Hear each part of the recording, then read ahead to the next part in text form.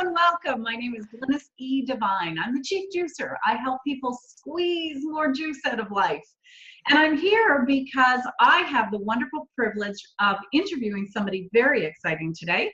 I'm thrilled to showcase one of Canada's top women leaders and a thought leader in not only leadership for women, but in corporate culture specifically. She's a corporate culture expert and runs the Connected Culture, and her name is Carol Ring. Welcome, Carol.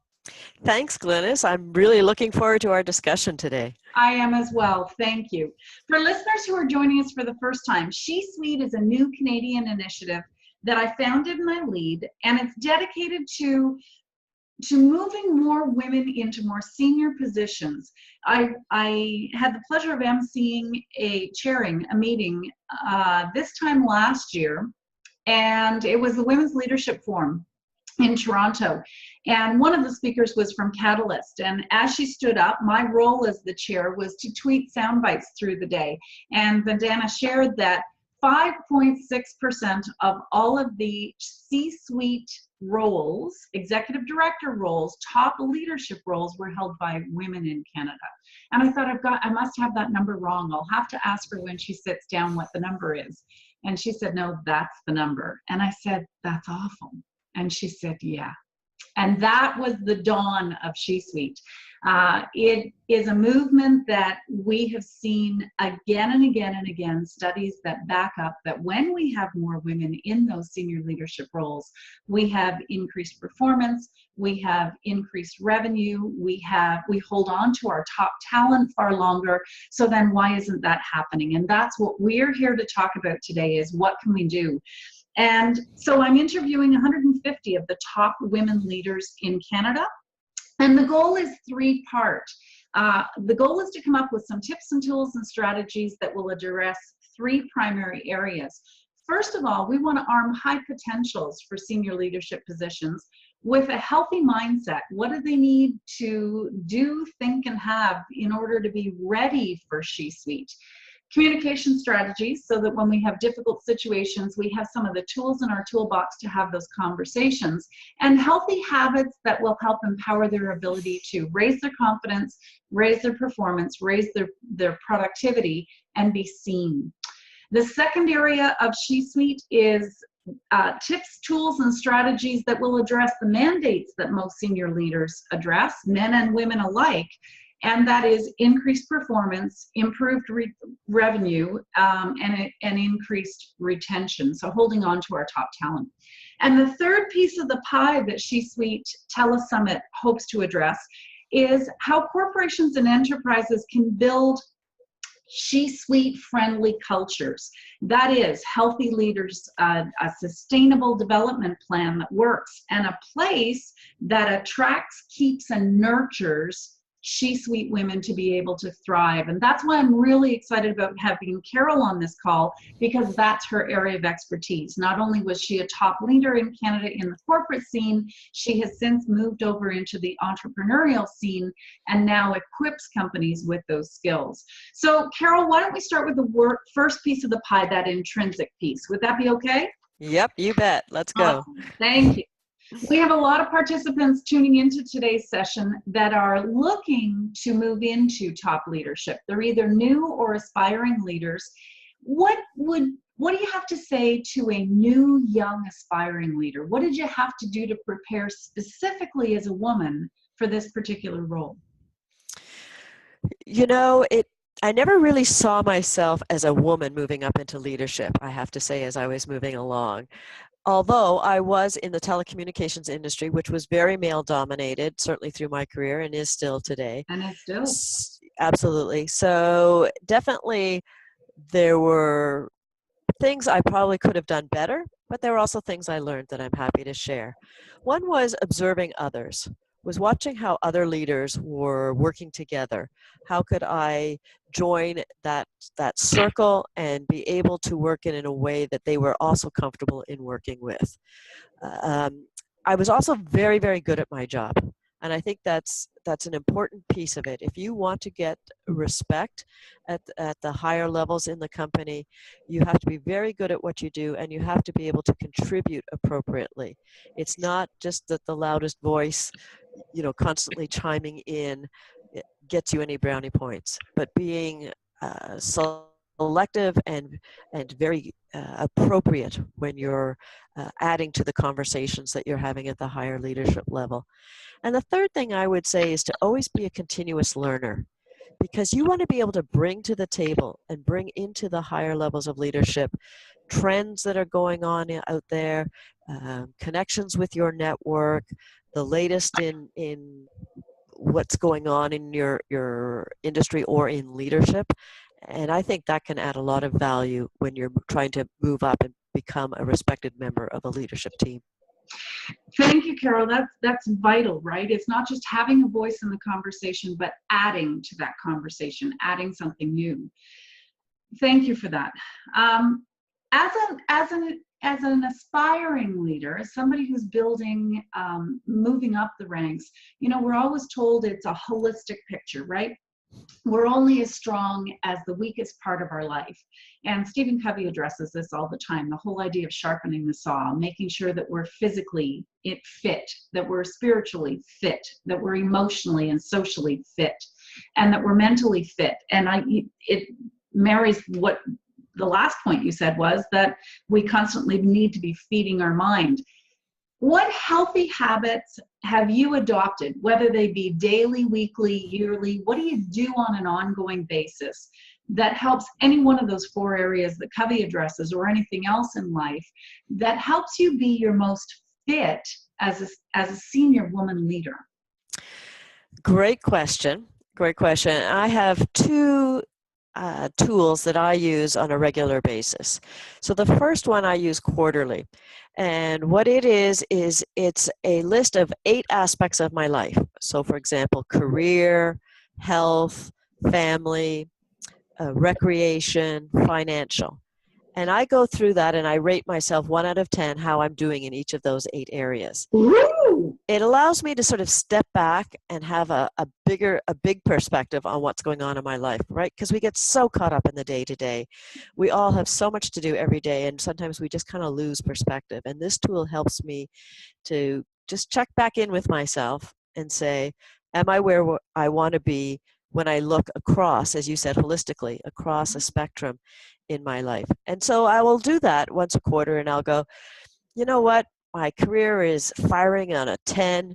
My family, maybe maybe we're down to a 4 there, and I need to balance things off a little bit at this time. Or it may be, you know what? I know it's a 4 right now. It's okay. I got a lot of contracts on the go. They're going to come to the end, and then we'll have a month off and spend time in Florida. It'll be good. But that's a really great tool that gives me a step back for a moment.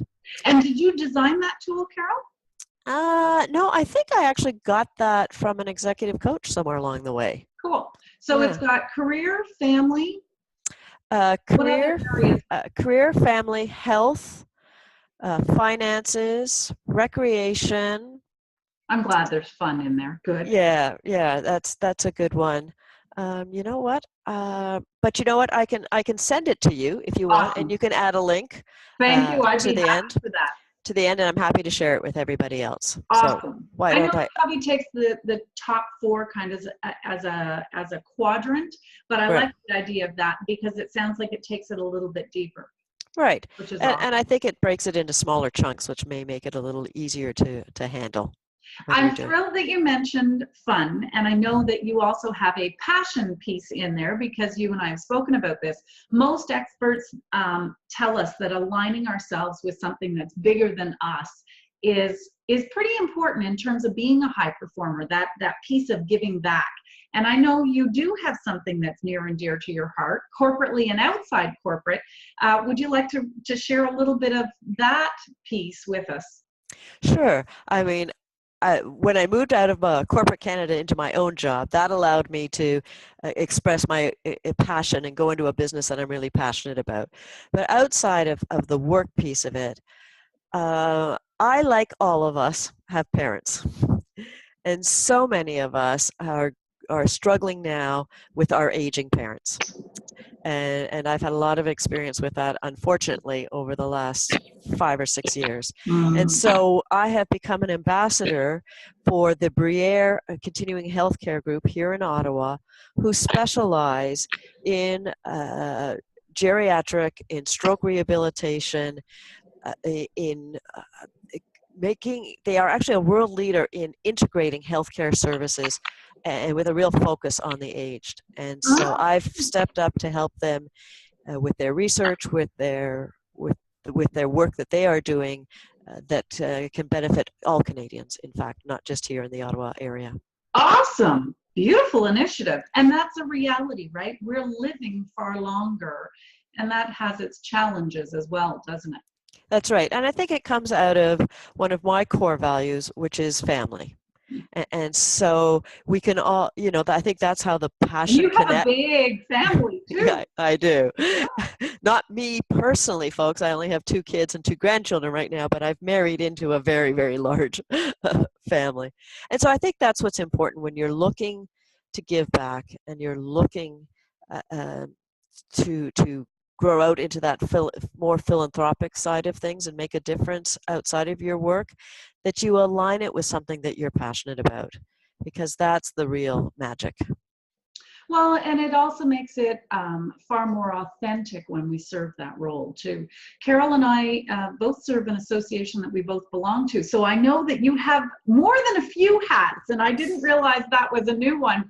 So I guess my next question is there a price to doing it all? As women, we've got so many balls in the air. As anybody, any professional nowadays has a lot of balls in the air. I personally feel that women have a few of their own that they throw in there too. And there's an old adage that says you can have it all if you're willing to work hard enough and pay the price. And I do believe that's true. Yeah. Is there a price to pay for having that all? So first of all, I would encourage people to come up with their own definition of having it all, and maybe having it all right now at the same time isn't the right mixture of having it all. So I really encourage people to come up with their own definition of what success or having it all means. Having said that, I am the poster child for what you just described. There was a time in my life when my kids were young, they were involved in sports. I was in a senior leadership position here in Ottawa. I was running the Ottawa market for Rogers Communications. That role meant I had to be out in the community a lot. I am a person who didn't know how to say the word no. So when people, you feel honored when people ask you to come and help. And so you say yes. And Glynis, I got myself into a very bad spot. I really did. I really think, upon reflection, that I had a bit of a nervous breakdown. And I got to a point where the overwhelm was so huge. And I went to my doctor. I got 2 weeks off, and I was able to step back and just disconnect from everything. I literally had to do that. What saved me was that I had, at the same time, was working with a coach, an executive coach.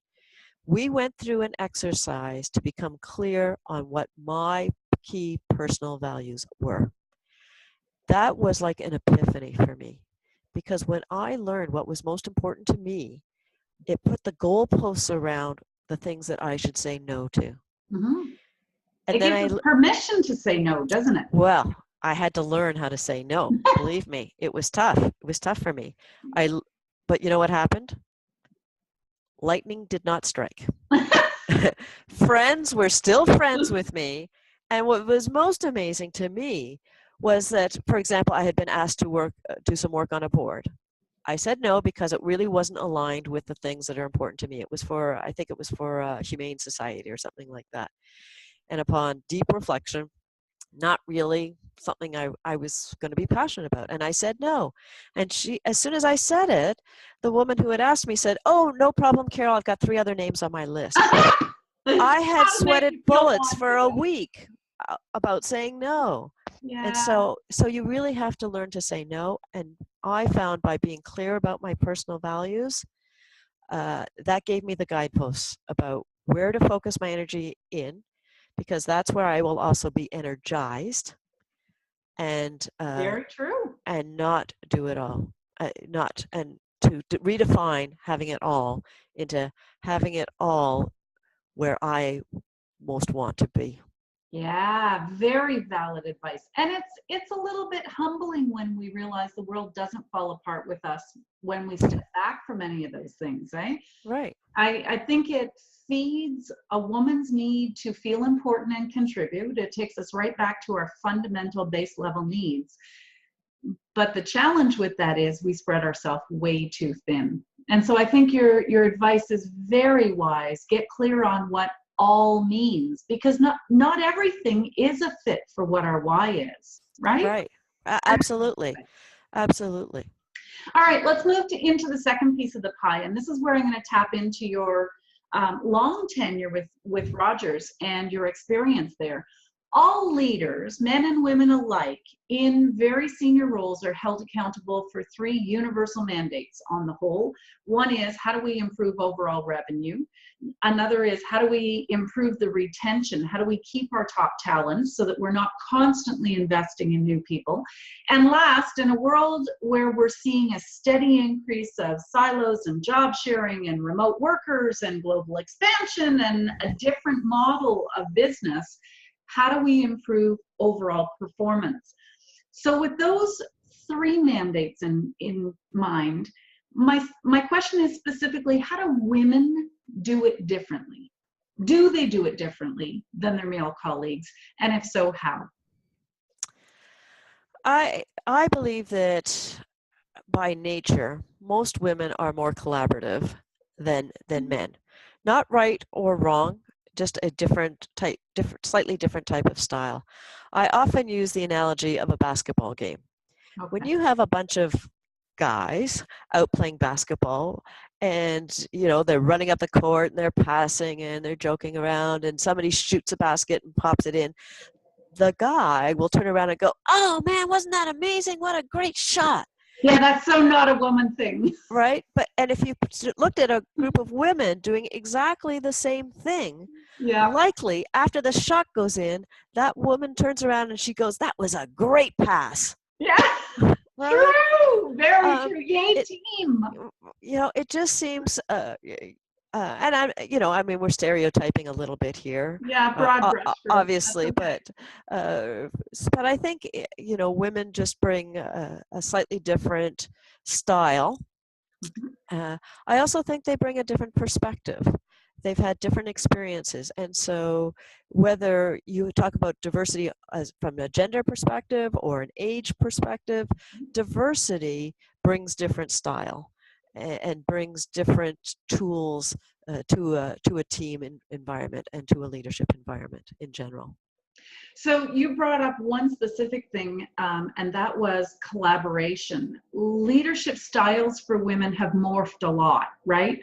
Over the years, we've seen women go from leading like a man in a woman's body to really starting, not wholly yet, but starting to embrace those things that make us intrinsically female and starting to give ourselves permission. And I do believe there's a permission piece in there to tap into it, to embrace it, to harness it. And so there's been a shift. So if I can ask you, Carol, apart from collaboration, because you mentioned that's an instinctive thing that's female, are there other inherently feminine strengths that future aspiring senior leaders are not yet tapping into fully or have ignored and should be embracing? I think that's a very interesting question, and I struggle whether there are specifically women-oriented traits or is it a style thing where men in themselves have not been able to exhibit or tap into those strengths as much as they would have liked to because they grew up under a role model. The challenge for us is role models. So if you're a young leader and you're looking up at leaders and all you see are male leaders, then monkey see, monkey do. Right. That's so I'm not so sure that you're looking up there and saying, well, that's a female leader, and so I want to copy her leadership style. It's just there's been more male leaders up there. On And the so whole. people have been copying whatever leadership they've seen, because that appears to be the path to success. I would suggest to you that what people really want to be able to do is be a leader, be an authentic leader. You want to lead in your own authentic style, in your own authentic skill set, in your own authentic beliefs and values. And that's, I think, what all men and women want as followers to the leaders. Oh, authenticity is huge now more than ever. I agree wholeheartedly. Right. I mean, we all can agree that the whole style of command and control, gone, done. Done, old model. You know, get past that. Yeah. Get past that. I think women were not in the workplace for as long as men, so perhaps haven't spent decades in command and control, whereas men have, because that's always what's been there. And so so women are coming in without command and control, being exposed to command and control, going, oh my God, what is this? That's not a fit for me. Right. That's not a fit for me. But young men would tell you the same thing. Yeah, that's a very valid point, right? I just finished reading an article on young millennials that are moving into C-suite, because that's the next generation, right? Yeah. And there are some glaring differences, and they're not gender pieced. They're very much leaders, not men or women leaders. So I think we see that face change. It's generational as opposed to gender. So is it easier for women to embrace that difference than it is for men to break the model that's traditional, do you think? I think it's an equal challenge. Yeah. You know, I think both parties have their own challenges to work through. And I think the millennials are really going to help us work through that. I agree. Many millennials have come from a family where both parents are working. And yeah, so very different than what boomers experienced, right? Correct. So they are quite comfortable with women in the workplace, and they are probably surprised as much as you were to find out that there aren't more women in the C-suites, and probably find that weird. Yes, I agree. That's a nice problem to have. Yeah. So with that in mind, that's a nice transition into my next question, because my next question starts to identify the corporate piece. And this is your specific area of expertise, and I'd love to get your input on this. In a Catalyst report, the same time as the other statistic I shared, there was a report that came out that 92% of female participants in the study said, we need more. We need more women in senior leadership positions. Right.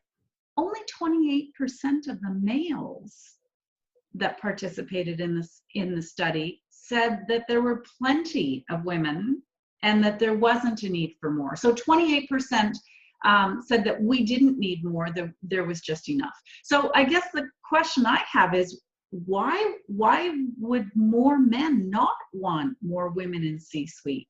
What's their mindset? Well, there's a number of things, I believe. So the first one is there's an unconscious bias going on. Sure. They just aren't aware that they're not promoting women as they should be, and likely they're not promoting diversity in general. Okay. Fair. In this group, they're still they're comfortable in an all-male environment and want to preserve that all-male environment, consciously or unconsciously, perhaps. I think there's a lack of understanding of the importance of diversity and what it can bring to the table.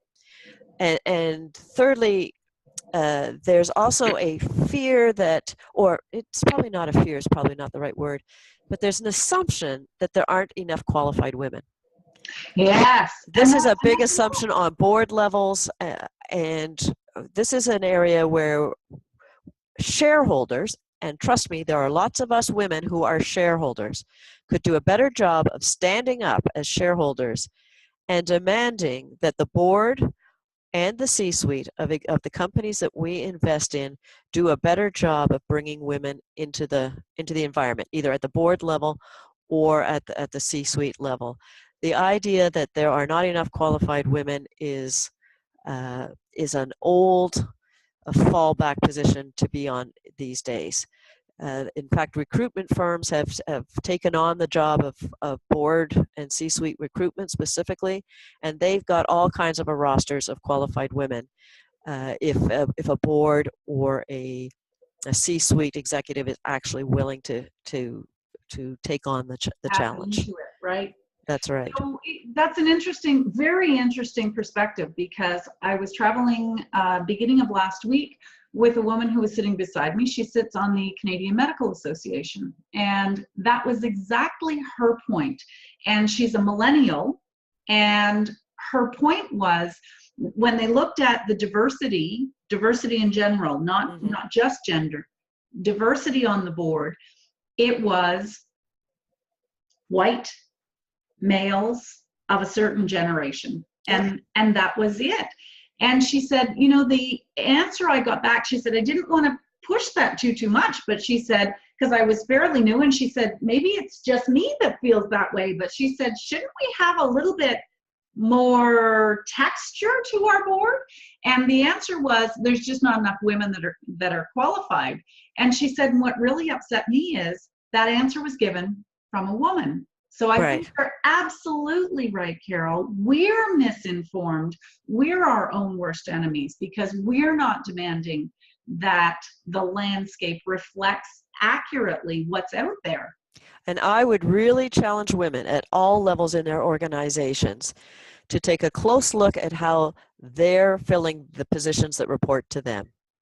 Because all along the way, we need, as women, to be building that funnel for women coming up along the way. So if you're a woman sitting in management, even if it's only middle management, and you have 5 men and 1 woman sitting underneath you, what's the message that you're sending there?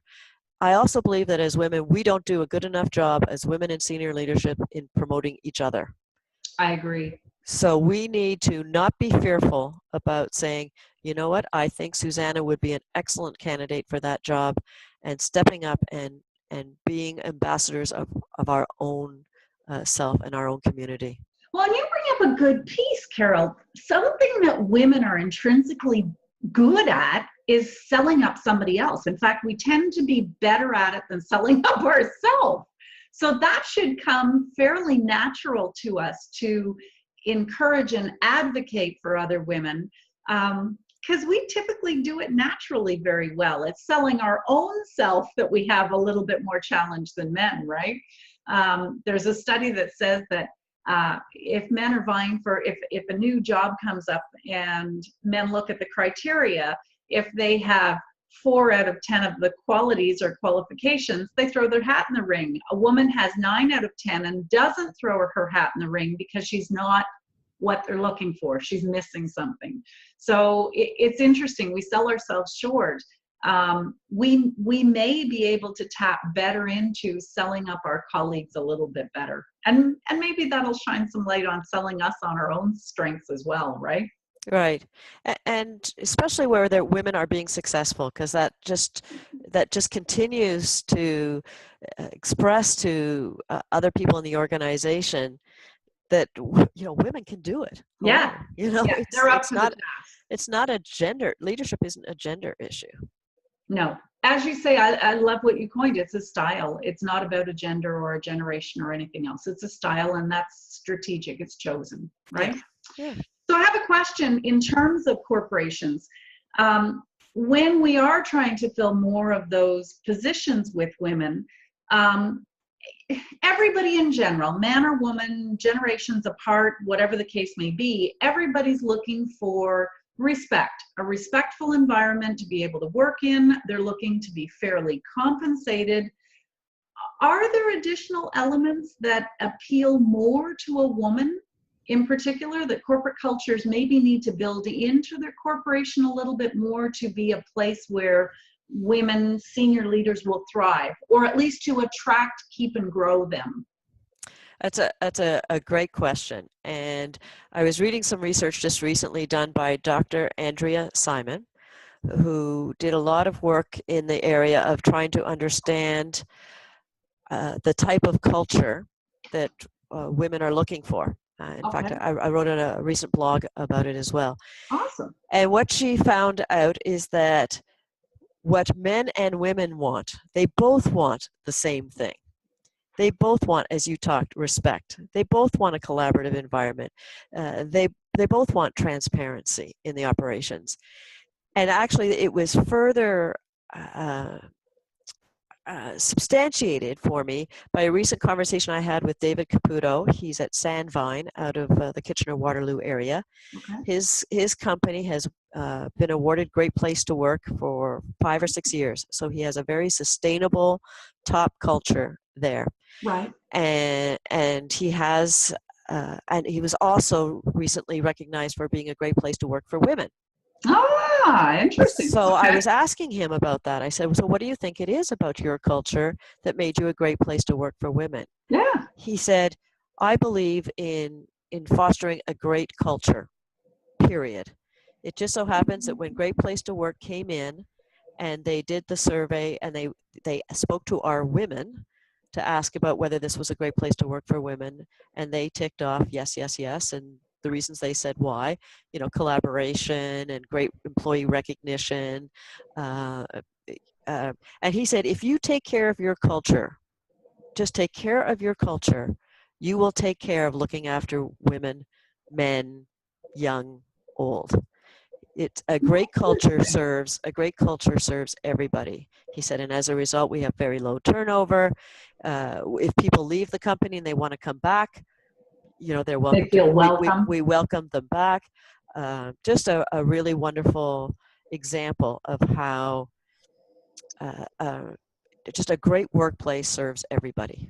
Well, and I think you tapped into it, right? It's relationships. Relationships are more important than ever before. And it's always been critical, right? We've always heard the statistics. People don't leave jobs, they leave managers, right? Or people don't leave jobs, they leave leaders. And that's true. It's relationship. Nowadays, I think it's even more important because it's about alignment too, right? Authentic alignments. Does the company reflect my core values, my core motive, my core style? That seems to be so much more the barometer that people are looking for a great place to work. That's right. I would also suggest that women have been going up through the ranks of the organizations. People say they hit the glass ceiling. Perhaps they also hit a glass wall in terms of, this is the kind of environment I want to work at. And it's just no longer, look, given the choice of having to be working in this stressful environment because I'm not happy working in this environment, it's not a good fit for me, it's just, craziness, I am going to opt out. I'm not going to put up with this, whereas men have decided to stick it out and put in with it and be miserable. And women have said, I'm just not going to do that, and have gone off and become entrepreneurial. And in fact, if you looked at the entrepreneurial market, the market is growing, and it's growing because more and more women are getting into that type of a work environment where they can dictate the type of culture and the type of environment that's going to make them successful. So I have a question with regards to that, because you bring up a very valid point. And one of our listeners on the last telesummit asked the question, do you see top talent saying, bounce, I'm out of here because I'm done with this, and opting to go into entrepreneurialism because if they can't find a company that gives them that corporate culture, they build one. That's what you help companies do so that they don't do that. What are the intrinsic pieces that you guide them not to throw out? What are the key elements of a healthy corporate culture for men, women, millennials, baby boomers, whoever the case may be, for people in general? What do you teach are the key elements that are important that people do leave to make their own culture? Right. So Glynis, you talked about the role of leadership, right? Driving revenue, improving performance, retaining top talent, all of those key roles that are there for senior leaders that they have to tackle. And so many of them started off by putting together the strategic plan, the what. What are we going to deliver? How are we have to deliver better top line results. How are we going to do that? Are we going to expand our markets? Are we going to add new products? That kind of strategic planning. Most of them miss the boat that they also have to have an aligned culture that will support and deliver that strategic vision. If you're going to shine because your key to winning is customer experience, you're in the service industry, but you don't have a culture that supports customer experience, it's not going to be a sustainable business for very long. And employees see through this. Employees see through this when you talk one way, but you act another way. We talk customer service, the call center, it's all about customer first, delivering on your customer, but you reward them on call handle time. Right. So, there's a disconnect. Right. So which is it? So you have to understand the strategic direction you want to take. Make sure you understand the type of culture that's going to drive that success. And then hire for that fit. Nice. So that you understand, so that the employee knows that if I really love to serve, my passion is about helping people and serving them, then I want to align myself into a company that's going to do that. Or if I'm a person who really loves to be creative, I'm not so much about being in the front with the customer, but I want to be in the background, graphic designers. I was watching a show on dressing for the Oscars recently. Oh, yeah. Right? So somebody wants to get into that kind of fashion design. Right. So they're looking for a culture of creativity. And when you align people into the cultures that align with them, that's when you see the power of your business just explode. Your strategic plan gets lifted up off the paper. And that was your pivot point as well in life, right? When you worked with the executive coach and you sat down and looked at your personal why, that changed things. And I think you bring that up, the importance of that up at a corporate level. Corporations need to be crystal clear on what their why is so that their people know whether they're a fit or not, don't they? That's right, because it's not that people are bad. Like sometimes you say, that person is just not a good fit. Right? It's not that they're bad. They're a square peg in a round hole. Right. That's what you found yourself in when you're in this culture, when you're not aligned with what's important to you, with what you're working on. It shows up as stress, which then shows up as a lack of productivity in organizations. Sure, poor performance. Right? Not engaged. Or you're standing around the water cooler talking about, oh my God, that manager is crazy. They give us direction one way, then they send us direction in the other way. So there's all this unproductive time going on. That's why good leaders have understood that if you want to drive better bottom line performance, you have to do it with a good culture, because poor culture costs your company. Absolutely. It's a black hole abyss that eats up your people's time. Right. And from a people perspective, if you're the person who's in a work environment that's very stressful, it's because you're out of alignment with your core values. And so I always say you've got three choices when you find yourself in that situation. One, you change it. So you stop the conversation and you say, look, this is not working for me. Is there a way that we can work together differently so that I can bring more of myself into the workplace? Maybe it's a short-term thing, right? You're working on a project.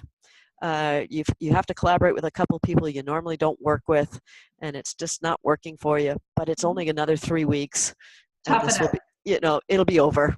Yeah. Just work your way through it. Or the third one is to recognize it's absolutely not a good fit for me. I need to change the situation and go find myself a better fit. Yeah, because we're not paying ourselves any value either, right? The company's not benefiting, and we're not benefiting by shining our light as bright as we can, right? That's right. And when you want to be a successful leader, you want to be able to bring as much of your passion and your energy into that leadership role. And if you're stressed out, you're not going to be that successful leader. No, and you're not shining that in your people as well. Carol, thank you for your willingness to be able to share your expertise and your experience and the insight of having built this into a business with our listeners. So thank you. Let's tie it all up. When I do a day of corporate training, I often ask my participants to pick a WOW. And WOW for me is an acronym. It stands for within 1 week. So what can they do immediately within a week to get some good ROI on the time that they shared with me? So I have a lot of listeners who will be tuning in who are junior leaders. They've only just gotten into management, and they're aspiring to leadership at a senior level. What's one quick thing that they could do right away that would help them move a little bit closer on that path? I would say be very clear about your personal values and have an honest conversation with yourself about whether the company you're in right now is going to give you the energy and the boost to move up that corporate ladder. Whether they'll feed or take it, right? Yeah, that's right. Because you want to go where your energy can be best spent and where you can help drive performance improvements. Excellent. For top women like you who are in corporate as you were, who feel that it's important for them to focus to continue to make a difference, what tip have you got for them? What should they keep doing? Keep pushing the envelope to put women in senior positions. Nice. Yeah, we have to continue to drive the fight and step up. And if you're in a senior leadership position, you have an extra oar in the water to help. And definitely I encourage everybody at every level to use their shareholder positions to get active and to continue to push this envelope. We cannot step back and wait for somebody else to help make this movement move forward. So I congratulate you for stepping up on the bandwagon as well, because we all need to keep the fires burning under this issue. Absolutely. And we have the voice. We're just not using it often enough or loud enough, I think. Finally, what's the first step that a company would want to do to start to create a culture where top senior women thrive? Have a conversation. Have a conversation with your employees and find out what is that culture that they're looking for. What is the culture, existing culture, conducive for senior women, or are there barriers in there, or what are the things they can start, stop, and keep doing that will create a better culture for women in senior leadership, which in and of itself will create a better culture for all leaders in that organization. Absolutely. Yeah, because there's some universals that human beings will benefit from certain elements, right? I'm telling you, if you have that conversation with senior women and turn around and have the conversation with senior men, you might be very surprised at the amount of synergies that exist in those two conversations. Interesting. I'm glad we got that perspective today. Carol, thank you very, very much. Listeners, tune in. Check with the shesuite.ca website where you'll see all of the list of upcoming thought leaders who will be sharing. Join our She Suite group on LinkedIn so that you can get updates of the upcoming TeleSummit guests and upcoming events in your city. For Montrealers, we host Food for Thought, a dinner and think tank where top leaders, women in the Montreal area, get together to talk about just what Carol and I talked about. So to bring our show to a close, thank you again, femme extraordinaire Carol Ring, and expert in the corporate culture industry. Thank you so much for sharing your expertise. And tune in again, and thank you all for listening. shesuite.ca, where top Canadian women are changing the game. Have a great day.